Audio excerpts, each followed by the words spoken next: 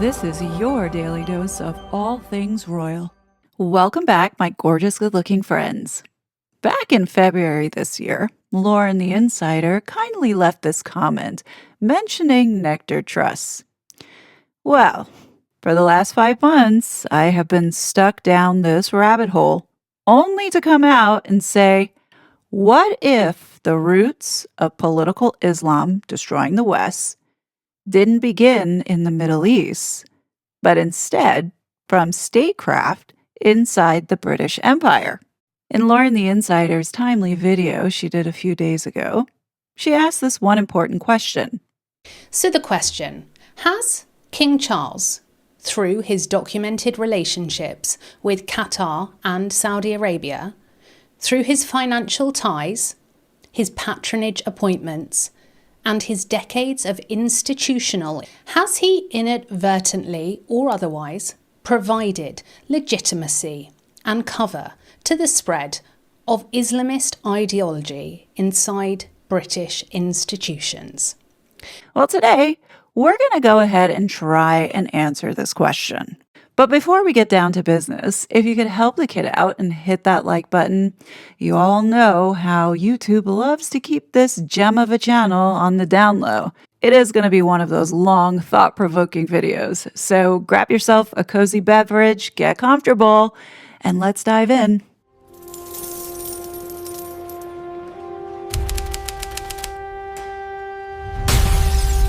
Let me tell you something that should make people sit up and pay attention. Since the Arab Spring began in 2011, King Charles, formerly Prince Charles, has held more than 100 meetings with the ruling families of 8 Middle Eastern monarchies. That is like, when you think about it, roughly average 10 meetings per year.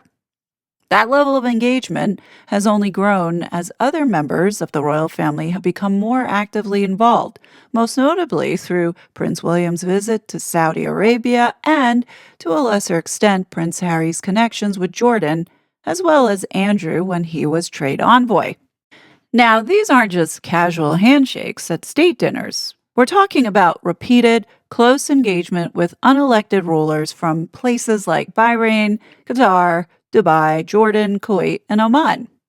Meanwhile, the human rights situation in several of these countries, we know, is dire. Jordan cracking down on journalists and activists, Bahrain banning opposition parties and shutting down newspapers, and let's not forget, Charles has previously taken large cash payments from Qatari royals, the same Qatar whose unelected leadership runs the show with zero democracy. Saeed Ahmed al-Wadei from Bahrain Institute for Rights and Democracy, a man who was tortured himself, called these relationships shocking. He pointed out that Bahrain's King Ahmed is one of the most repressive rulers in the region, with a record that includes murdering peaceful protesters, torturing detainees, and executing opponents.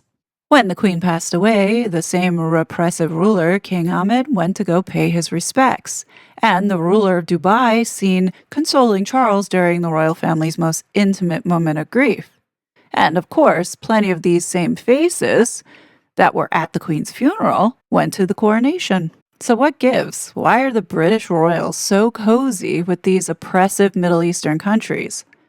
A lot of this isn't just about old friendships or protocol. There's a very clear strategic interest here, and we have to go back to the beginning to understand the British royal family's behaviors influencing the West today. In an article for Declassified UK, Norman Baker, who is the former Home Office minister, didn't mince his words when he called this relationship that the royals have with these ruling families an obsession with unelected monarchs from frequently dodgy regimes which show contempt for democracy and human rights. He then added something that really lands here. While other European monarchies have moved on and became proper constitutional institutions, the British monarchy still acts like it's the year 1823. Now, this view does help illuminate the enduring influence of Britain's imperial past that it's having on our future. Throughout my research these last 5 months, similar themes kept showing up. What I'm getting here is that it's a story of a deliberate, calculated construction, created as a geopolitical weapon forged in London over 2 generations, now operating under the ultimate authority of the British Crown, from Queen Victoria to King Charles. Now, I started to talk about this in videos that I did last year on King Charles's sustainable markets and the role that Islam was playing. If we go back to the origins of the British Empire's relationship with the Middle East, the British Empire didn't care about Islam as a faith. But at the time, the Crown's intelligence strategists realized something crucial. Islam was incredibly useful. We say that Charles cares more for Islam than he does Christianity. I don't really think so. I think he likes more the usefulness of it in this globalist agenda. And I talked a little bit about that in these videos. To understand this better, let's go back to the time when Queen Victoria was reigning. The empire, faced with local modernizers and fiercely independent nationalists who threatened British dominance, London needed a counterforce. And their solution? It was this rent-a-cleric. What I discovered is that the empire used religion as raw material to raise a political army that answered directly to them.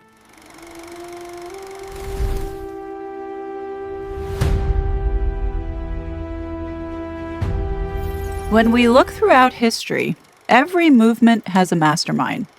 And the root of this one is a man named Jamal al-Din al-Afghani. He called himself an Afghan to pass as a Sunni Muslim. In reality, he was a Persian-born Shia. But the deception doesn't stop there. He was also a Freemason, active in British and French lodges. And, according to those who actually knew him, said he was a professed atheist. For his entire adult life, al-Afghani wasn't a holy man. He was an agent of British intelligence. He traveled the Muslim world, acting as a professional agitator, sparking Islamist outrage exactly where and when it served the Crown's imperial interests. Al-Afghani's true genius wasn't theology, it was mass manipulation. And whenever his pockets ran empty, guess who filled them? It was London. His operations were reliably funded and managed by his British handler named Edward Granville Brown. Now, under Brown's watch, al-Afghani weaponized what he called the social utility of religion, the realization that religious passion is the easiest way to control a population. Now, think about that for a second and how that applies in today's world. He taught his inner circle the economy of truth, essentially telling the masses whatever gets them to be motivated to move or act. Here in his own words, those who believe in a religion, no matter what it is, are happy. But those who are devoid of religion can scarcely live in the world. That is not a preaching of a believer, folks. So how did all of this survive? Well, through a strict line of succession. As Queen Victoria's reign entered its twilight in 1899, al-Afghani's chief disciple, a man named Muhammad Abduh, was installed as the Grand Mufti of Egypt. And who exactly installed him? Well, that would be Lord Cromer, the Crown's ruthless enforcer and the absolute symbol of British dominance in the Middle East. While the monarchs in London didn't actually micromanage the day-to-day, men like Cromer and Brown acted with the full might of the Crown behind them. Cromer was known for his long tenure as British agent and consul general in Egypt from 1883 to 1907, and in this position, he effectively became the de facto ruler of Egypt for over 2 decades, even though Egypt was still technically part of the Ottoman Empire. He controlled Egyptian finances, government policies, and administration under what was called the Veiled Protectorate. Lord Cromer was one of Queen Victoria's most powerful imperial officials, in which in 1892, Queen Victoria gave him the title of Baron, and then in 1901, the year that she died, she granted him the title Earl of Cromer. Needless to say, he was very much loved because he was a key instrument of British imperial policy in the Middle East during the later part of Queen Victoria's reign. He's also remembered as the man who shaped modern Egypt under British influence. Now, why am I bringing this up? And why is this important? Well, this is where the political Islam shit got started. This is how this all began. So together, they didn't just manipulate a region. They forged a weapon here, a geopolitical tool designed to secure the British Empire's interests, one that would echo throughout history long after this era ended. You think the CIA was the mastermind behind the infamous 1953 coup in Iran? Think again. Declassified government files reveal a massive historical cover-up. Washington was just the muscle here. The real intelligence behind it? It was London, operating under the authority of the British Crown. A common saying, often attributed to Winston Churchill, describes the preferred Anglo-American division of labor as British brains and American brawn. Whether or not Churchill ever used those exact words, the concept captures the perception that Britain provided strategic planning while the United States supplied much of the military and economic power. And according to this argument, nowhere was the partnership more consequential than in the Muslim world, unfolding across three pivotal periods: the events in Tehran and Cairo in 1953, the watershed year of 1979, and the chain of developments that ultimately culminated in the September 11th attacks. Two of these three episodes are now illuminated by declassified British government records.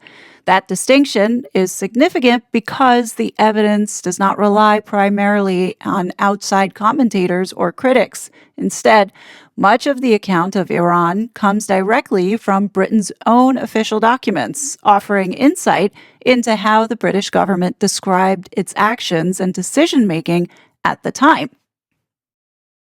So how did America get suckered? Well, after World War II, the British Empire was desperate to protect its geopolitical dominance. Their solution was to recruit a newly powerful Washington into their dangerous game. The toxic alliance unleashed a chain reaction across the Muslim world, igniting Tehran and Cairo in 1953, triggering the 1979 revolution and lighting the long fuse that ultimately burned all the way to 9/11. History books have been rewritten to blame America for overthrowing Iran's wildly popular nationalist Prime Minister Mohammad Mossadegh. But it was Britain's MI6 that was running Operation Boot long before the CIA even entered the chat. Now, of course, the marketing around this was toting that this was about freedom, but it wasn't about freedom. This was about oil. The Anglo-Iranian Oil Company, what we know today as BP, was basically an empire within, I would say, an empire. When Mossadegh legally nationalized Iran's oil in 1951, the Crown's objective was brutal and absolute. Get rid of this guy immediately and replace him with a dictator. So how exactly did the British intelligence actually pull this all off? The answer is they fired the exact weapon they forged during the Victorian era. They rented the local clerics. MI6 operatives funneled massive amounts of cash to Ayatollah Kashani, the founder of a violent fundamentalist group mirroring the Muslim Brotherhood. Acting on behalf of the British state, it was Kashani who financed the ruthless street mobs that violently assaulted Mossadegh's home. With the democratically elected leader ousted, the empire needed a strongman, someone that would work in the interests of the British Empire.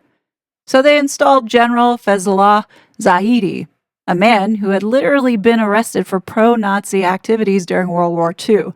But the Crown didn't care. They weren't squeamish about the resumes of these assets, so long as they reversed the oil nationalization. This was a huge win for the empire, because not only did they weaponize religion to secure the empire's wealth for decades, but they had America doing the dirty work. But of course, America benefited financially from the reverse of the nationalization, but still, we were pulled in to cause this unrest in the region. So now we get into the next part of history. Those institutions and networks established before World War II didn't just disappear after 1945. They clearly expanded. What changed, though, was that Britain was no longer acting alone. Instead, the United States was now along for the ride.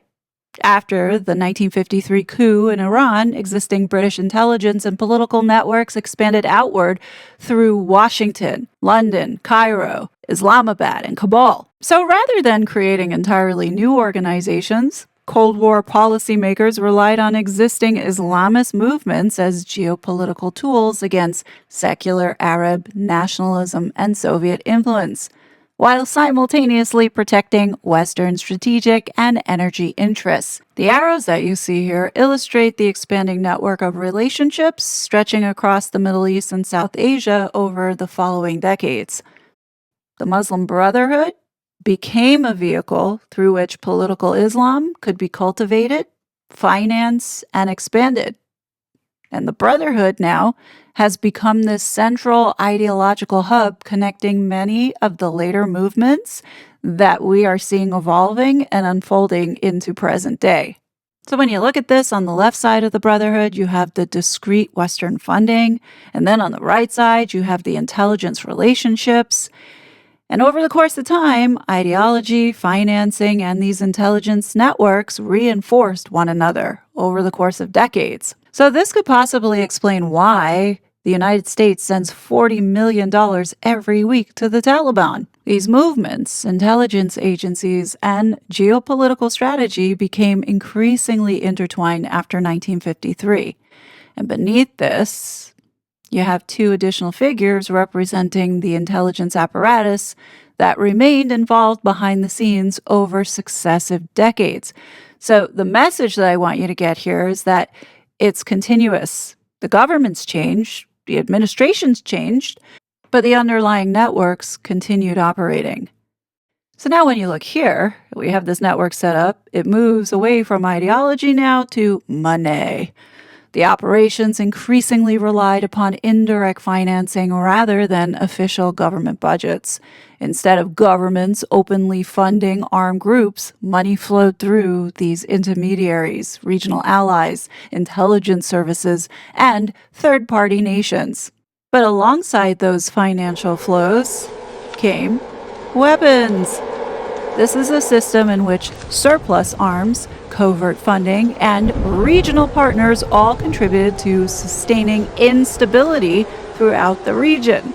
So when you look at this, prolonged instability itself becomes strategically useful because it preserved influence over energy resources, regional politics, and international security arrangements.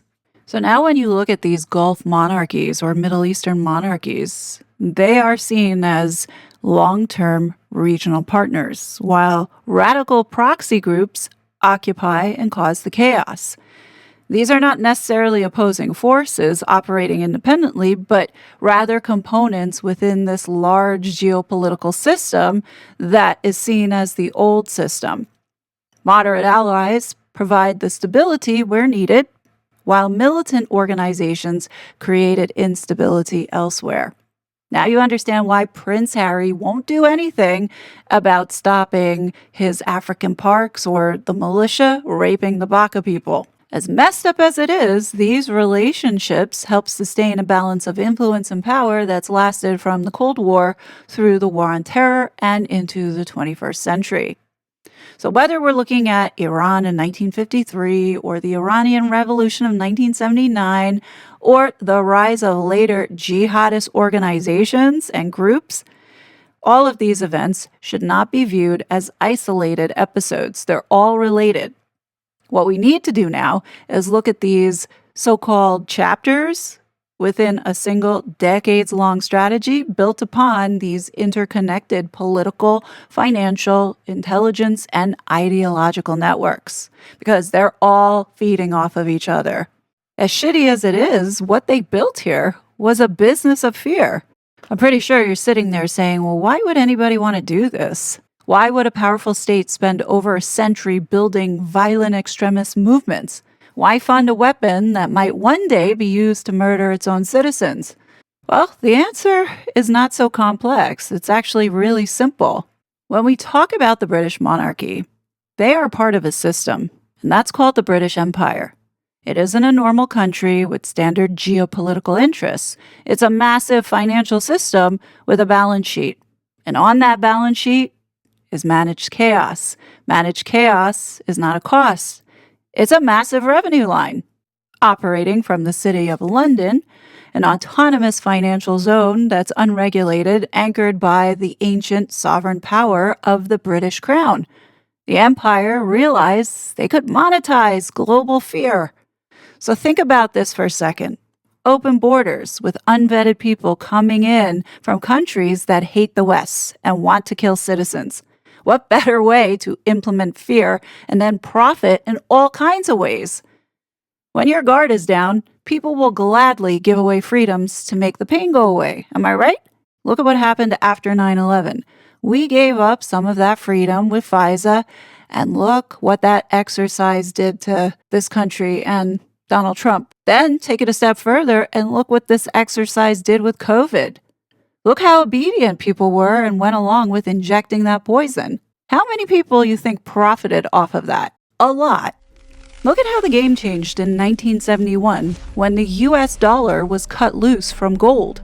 It was secretly re-anchored to one thing, and that was oil. This new system meant global oil was priced in dollars and recycled directly back into the Anglo-American banks in New York and London. Suddenly, the price of crude became an existential matter of survival for the financial elite. And what drives the price of crude higher than anything else? Fear in the Persian Gulf. Think about what this war in Iran is really about. Isn't it predominantly focused on the Strait of Hormuz? The Strait of Hormuz is a narrow choke point where a massive portion of the world's oil moves. This is the British Empire's on-off switch. Look at all the countries surrounding this strait. They're all countries that the royal family is tight and cozy with. You think London actually wanted Islamic law in Egypt? No. They just wanted this political lever. Think they preferred a theocracy in Iran? No. They just wanted control of the switch in Tehran. A pacified, peaceful Gulf is a direct threat to the entire revenue model. Get it? To make this easier to understand, think of it this way. Every time a militia is activated or a tanker is seized in this region, the price of every barrel of oil on Earth jumps. And standing by to collect that check is Lloyd's of London. This is an institution with centuries-old ties to the British royal family. Lloyd's has spent decades pricing a war risk surcharge, a terror premium, into every single cargo ship passing through the Gulf. Lloyd's is also heavily entrenched in King Charles's Sustainable Markets Initiative pushing the climate scam, because the royal family, as I've reported before, is making money off of it. For the ones who are still pushing back and saying that this is conspiracy, well, my so-called conspiracy is actually a historical fact. You could read all about how King Charles is making so many millions every month off of the offshore wind developers who are paying enormous leasing fees in Norman Baker's new book called Royal Mint, National Debt, The Shocking Truth About the Royals' Finances. I would pick this one up. In itself alone, Charles is making £73 million per month with these leasing fees for these stupid, ugly wind farms. I talked about all of this in these two videos, in addition to highlighting how Donald Trump insulted those stupid wind farms. As I've said before, this climate hoax has always been about money. Don't think that the royal family is excluded from profiting from it. They wouldn't be pushing it if they weren't profiting in some way. So now when we get back to this concept of taking advantage of fear, you have to understand that the architects of this system, after digging into all of this, terror isn't a threat at all. Terror is actually the business. So now let's fast forward to the Obama era. The mainstream narrative is that the United States and its Western intelligence allies maintain a simple black and white hostility towards groups labeled terror organizations. That's factually incorrect. You ever wonder why Obama sent so many billions to Iran? The dark reality here of this enduring, multi-generational strategy where Western powers deliberately leverage radical Islamist movements for raw geopolitical advantage is because we're dealing with malign, greedy, power-hungry people. As you can see, this playbook didn't just invent itself in Washington. Its foundation was laid nearly a century ago in British-occupied Egypt. By 1928, operating under the ultimate orbit of British intelligence, this apparatus was instrumental in building and weaponizing the Muslim Brotherhood. The goal? To violently fracture the secular nationalist movements that threatened colonial economic control. You get it? Now, we look at the critical 2009 to 2013 chapter, the moment this exact imperial strategy was adopted, optimized, and financed directly on an American account. In 2009, with Obama, this highly public shift in foreign policy was delivered in Obama's famous New Beginning address. Behind the scenes, a powerful visual signal was being sent to the region. The U.S. Embassy explicitly invited 10 members of the Muslim Brotherhood's banned parliamentary bloc to sit in the front rows, while completely excluding America's longtime ally, Egyptian president, from the entire event. This was the birth of the Cairo Doctrine, a deliberate policy of unconditional engagement. Internally, the administration began reframing an outlawed extremist network under a sanitized new label, quote-unquote, called moderate Islamists. I know that for many, the face of globalization is contradictory. The internet and television can bring knowledge and information, but also offensive sexuality and mindless violence into the home. Trade can bring new wealth and opportunities, but also huge disruptions and change in communities. In all nations, including America, this change can bring fear. Fear that because of modernity, we lose control over our economic choices, our politics, and most importantly, our identities, those things we most cherish about our communities, our families, our traditions, and our faith. But I also know that human progress cannot be denied. There need not be contradictions between development and tradition. Countries like Japan and South Korea grew their economies enormously while maintaining distinct cultures. The same is true for the astonishing progress within Muslim-majority countries from Kuala Lumpur to Dubai. In ancient times and in our times, Muslim communities have been at the forefront of innovation and education. And this is important because no development strategy can be based only upon what comes out of the ground, nor can it be sustained while young people are out of work. Many Gulf states have enjoyed great wealth as a consequence of oil, and some are beginning to focus it on broader development.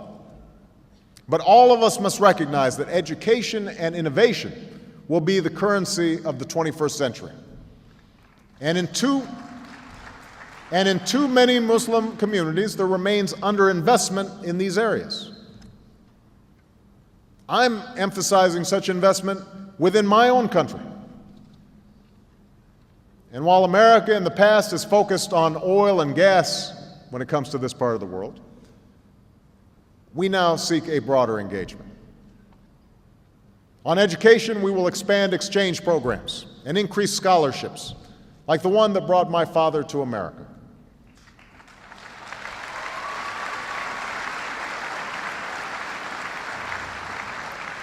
At the same time, we will encourage more Americans to study in Muslim communities. And we will match promising Muslim students with internships in America, invest in online learning for teachers and children around the world, and create a new online network so a young person in Kansas can communicate instantly with a young person in Cairo. On economic development, we will create a new corps of business volunteers to partner with counterparts in Muslim-majority countries. And I will host a summit on entrepreneurship this year to identify how we can deepen ties between business leaders, foundations, and social entrepreneurs in the United States and Muslim communities around the world. On science and technology, we will launch a new fund to support technological development in Muslim-majority countries and to help transfer ideas to the marketplace so they can create more jobs. We'll open centers of scientific excellence in Africa, the Middle East, and Southeast Asia, and appoint new science envoys to collaborate on programs that develop new sources of energy, create green jobs, digitize records, clean water, grow new crops. Today, I'm announcing a new global effort with the organization of the Islamic Conference to eradicate polio. And we will also expand partnerships with Muslim communities to promote child and maternal health.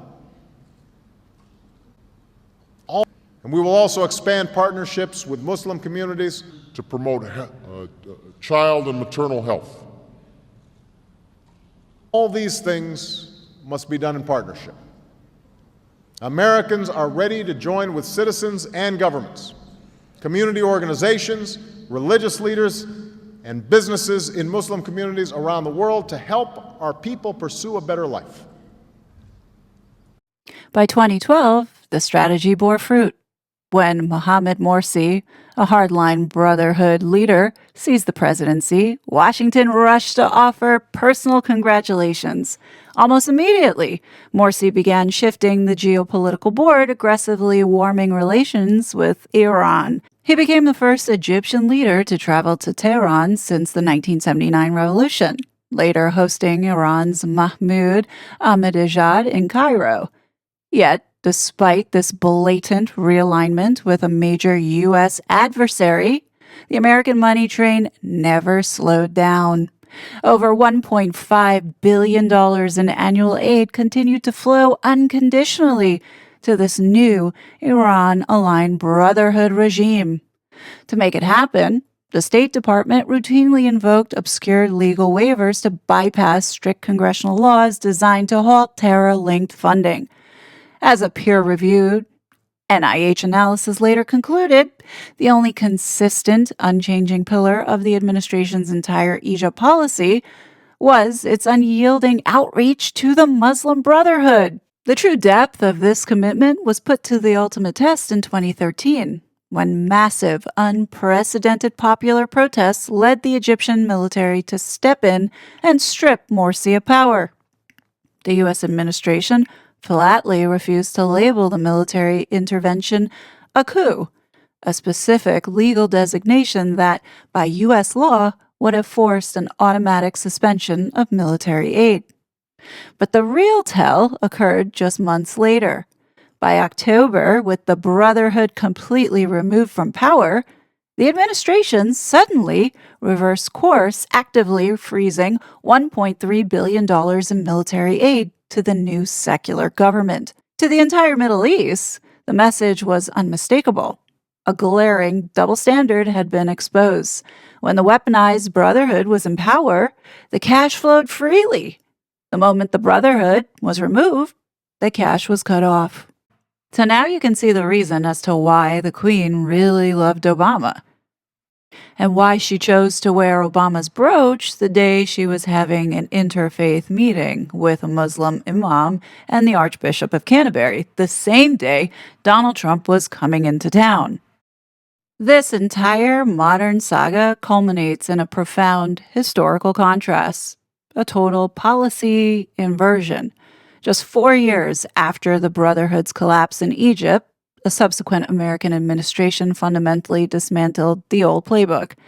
In an official White House counterterrorism strategy, the United States finally called the Muslim Brotherhood exactly what British intelligence had originally engineered it to be nearly a century prior: the root of all modern Islamist terrorism.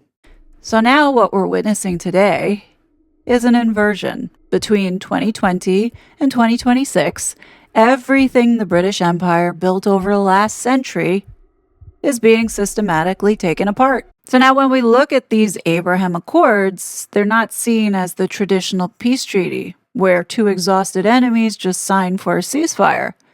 What we have here is a development compact where UAE, Bahrain, Morocco, Sudan, all signed in 2020 for this integration with commerce, aviation, tech transfer, capital, and joint air defense via Iron Dome capabilities, protecting Arab cities. The logic here is mutual construction, and the framework around it expands with every new member. In 2026, we saw Kazakhstan extending this development corridor straight across the planned zone of permanent chaos. Even the great holdout, Saudi Arabia, bases its conditional signature on substantial development progress for the Palestinians. Today, there is even a standing U.S. invitation for Iran itself to join the Accords. The math is brutal for the old British Empire. A region that is building cannot be charged a terror premium. A population laying fiber optics and pouring concrete does not supply holy wars. This is why the City of London and its think tank auxiliaries reacted with absolute fury. The Accords do not just threaten a policy, they threaten their entire revenue model. You understand why the UK will not join the Abraham Accords? This is why. So to summarize so far what we are talking about, this was a 100-year war that never had to happen, starting with a Freemason mullah on a British stipend, to a jihad that came home on a September morning, to a treasury that quietly kept aid flowing to Cairo. The through line was never about Islamic faith. It was an engineered, profitable financial system that trafficked in terrorism for strategic benefit. This was a system that absolutely needed the world to be afraid. So you're probably asking, what does all of this have to do with the British monarchy? How are they connected to all of this? All right, so we've identified what the weapon is, which is weaponization of religion. What do we see happening now in the UK? Exactly that. I've also laid out the strategy for you. But the one thing that you need to understand is that the mechanism that keeps all of this running is the British royal family. You might be wondering, what? How does a modern, ostensibly democratic monarchy reconcile its status with regimes that operate with such violence? The answer is, in the way that I see it, is that they serve as the ultimate velvet glove over the iron fists of British statecraft. So now we get into King Charles and his charity work. His charity work has been a conduit for influence, often blurring the lines between philanthropy and state policy. We've seen the documented evidence that the then Prince Charles accepting $3 million in cash from Prime Minister of Qatar, some of it literally being handed over in suitcases. But it doesn't stop there. The king has been deeply connected to networks like the Nectar Trust, which was formerly Qatar Charity, an entity whose parent organization in Doha has been repeatedly flagged for its history of funding extremist groups, including Hamas and the Muslim Brotherhood. To the Crown, these are not scandals. They're channels for maintaining deep, untouchable relationships with the financiers of the Middle East. You get it? So now when you look at the specific countries that have banned the Muslim Brotherhood, you have Saudi Arabia, UAE, Jordan, Bahrain, Egypt, and the United States. And then compare that to the countries that have not. You have the UK, EU, Canada, and Australia. 3 out of 4 of those countries that have not banned the Muslim Brotherhood belong to the British monarchy. And when you look at King Charles' close relationship with Qatar, it makes total sense. Qatar is one of the major funders of Muslim Brotherhood. And then why is it that he loves to go to Turkey so often? I mean, all of this stuff now starts to pop out, and you understand why King Charles is so cozy with these Middle Eastern countries and aligned with Islam.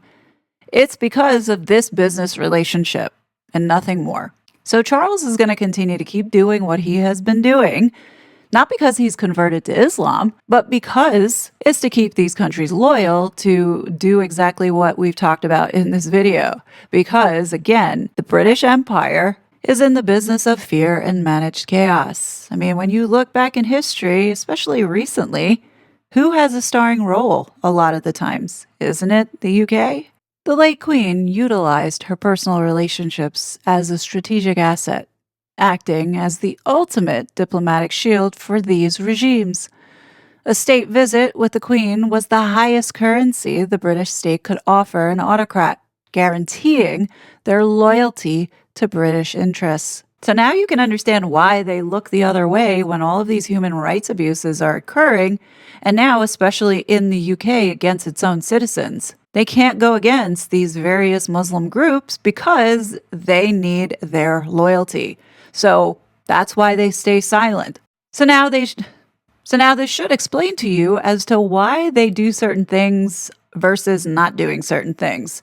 This is all in the interests of Britain, not necessarily the citizens or people itself. And while we are made to believe that this family cares about humanity and making this world a better place, do we really know them? Or is this because of what the PR has put out there of this image that they have built around the royal family? I mean, look at this gong show that we are watching with Harry and Meghan and those two invisible children. Anybody believe that what we are being told is true?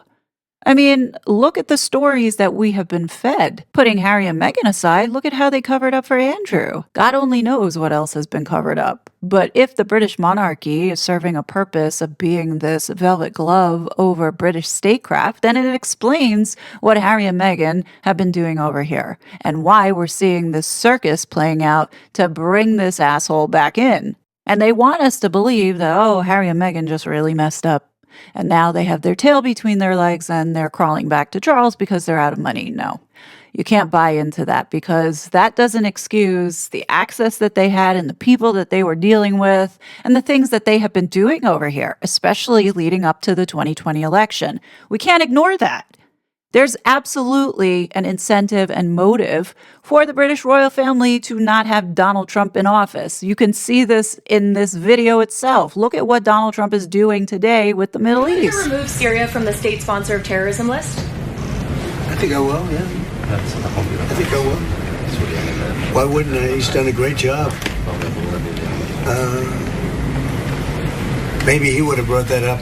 That's a good question. Yeah. Any problems with that? I think we should. Yeah, I will. After looking at this clip, many of you are probably like, what the F is Trump doing? This is Trump taking over this fear network and turning it into something productive. At least that's what I think he's doing here. It's not like he can go in and just dismantle the whole thing all in one swoop. I mean, this is a 100-year network that has been built that is very complex. And if he did try to dismantle it, there could be a lot of consequences, not only for the market, but also for the safety of the people in the United States. We've got all kinds of unvetted Islamists running around in this country waiting to be activated. Should anything with these kind of people go off, heaven forbid. So I think a lot of this has to be very carefully done. And as Donald Trump tries to protect the United States by building these bridges with these countries in order to show them that they shouldn't hate America and we just want to get along. But that, of course, is not what the British establishment wants because they make their money off of war and destruction. Just look at the role that Andrew Mountbatten Windsor had during his tenure as the UK's special representative for international trade. His role was explicit. He was the Crown's high-level corporate lobbyist. His mission was to visit absolute monarchs in Bahrain, Saudi Arabia, and Kazakhstan, shielding his deal-making behind the untouchable immunity of his title. He wasn't just a royal. He was the primary sales agent for the British defense industry. Don't think that Prince Harry's role in America has been any different. So why is the UK so invested in this alliance? Well, it's because the British state has 3 non-negotiable requirements that these regimes satisfy. The first one is the City of London. It requires a constant, massive influx of foreign capital. Today, Qatari sovereign wealth funds hold more property in London than the crown itself. Second, are about those defense contracts. The Gulf states are the largest buyers of British military hardware. These deals are the lifeblood of the UK aerospace industry, and the royals are the only ones with the stature to close them. You notice how the royals are always off to places where trade deals are about to close? And third is the geopolitical control. The British establishment prefers dealing with stable autocrats who can manage their populations and secure the oil flow through the Strait of Hormuz. Remember that switch that I was talking about earlier? So what it boils down to, if an autocrat secures Western military bases and buys Western weapons, the British government will deploy the royal family to roll out the red carpet, regardless of the domestic costs. The alliance isn't built on shared values. It's built on a ruthless, highly profitable exchange of capital, arms, and strategic control. That's what this is all about. So at this point, you're probably asking, does the British establishment not care that these regimes commit acts of terror against their own people, and now it's creeping into our society? Well, to understand the answer to this, and this is something I had to do, is stop looking for the moral compass of this and start looking at this from a business standpoint. This isn't an oversight. This is a functional feature of this whole entire system that right now is collapsing because of Donald Trump. To make sense of this and this kind of logic, human rights are not an asset. They are a variable that simply does not appear to drive revenue. The British establishment has historically favored these autocrats because they are predictable partners, not in their morality, but in their capacity to hold the switch at the Strait of Hormuz. A democratic movement might nationalize resources or prioritize local development. But with an autocrat, who's a reliable counterparty for the protection racket. Think of this as a global-scale protection racket. We have the enforcer, which is the British financial establishment. They don't care how the shopkeeper treats their customers, as long as the shopkeeper pays the protection money and keeps the shop open. The regimes in the Gulf provide the protection money through arms deals and sovereign wealth investments in London real estate. In exchange, the British establishment provides protection through diplomatic cover, intelligence cooperation, and royal visits. The domestic treatment of their people is treated as an internal matter, provided it does not disrupt the so-called switch, the flow of oil and capital through the Strait of Hormuz. So you got to understand, this is exactly why the Abraham Accords have triggered such fury from the City of London and its think tank auxiliaries. It isn't about moral outrage. This is about the bottom line.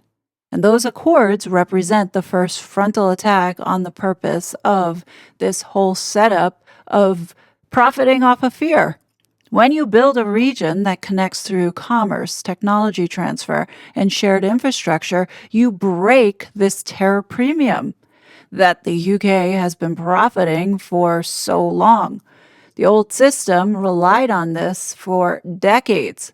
A population that is busy pouring concrete and laying fiber does not need to fight holy wars. And the architects of the old system aren't angry because these regimes are autocratic. They're angry because the Abraham Accords are making their profitable chaos now obsolete. And they're terrified because for the first time in 100 years, the alternative, a region that builds and develops, is actually now starting to build.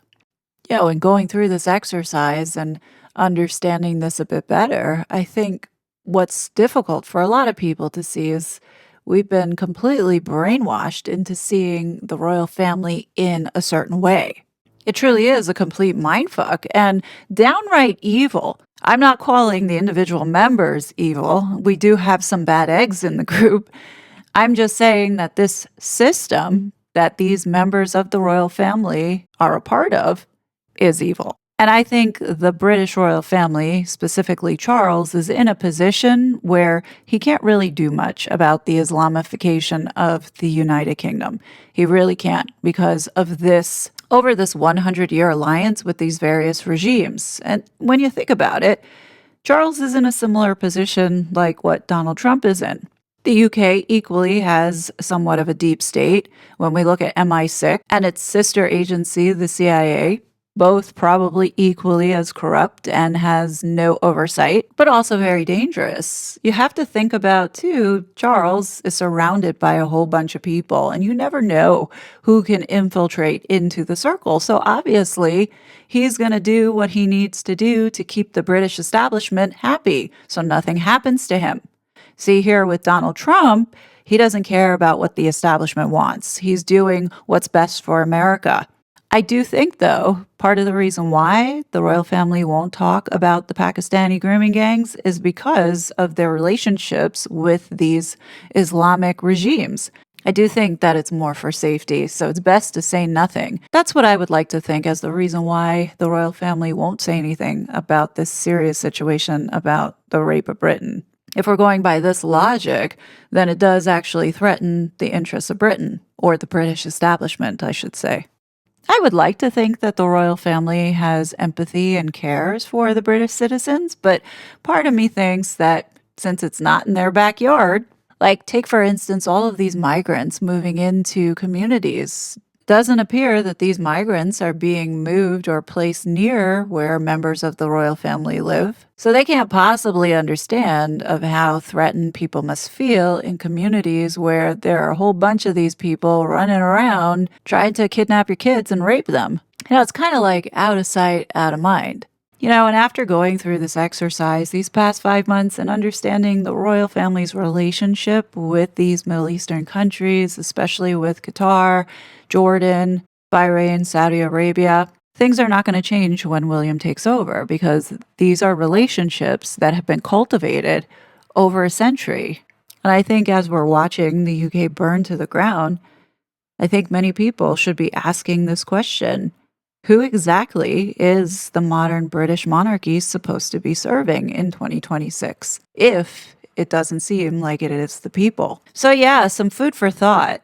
And I'd like to say thank you, Lauren, for giving me this little nugget to chew on because I think over the last 5 months, it definitely has opened my eyes a little bit more as to the role that the royal family plays and understanding the bigger picture here and why things are happening that just don't make any kind of sense. Now, I don't have all the answers as to why the royal family acts the way that they do, but understanding some of this does paint a better picture as to why they might ignore what's going on currently in the United Kingdom.